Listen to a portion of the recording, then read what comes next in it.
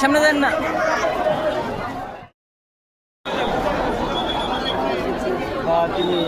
দর্শক আপনারা দেখতে পাচ্ছেন যে আসলে এখানে কিন্তু একজন স্বজন জ্ঞান হারিয়ে ফেলেছেন এবং ভিতরে ঢোকার চেষ্টা করছিলেন। সেনাবাহিনী পরীক্ষা শেষ করে কিন্তু তিনি কিন্তু জ্ঞান হারিয়ে ফেলেছেন এবং তাকে কিন্তু মাথায় পানি ঢালা হচ্ছে।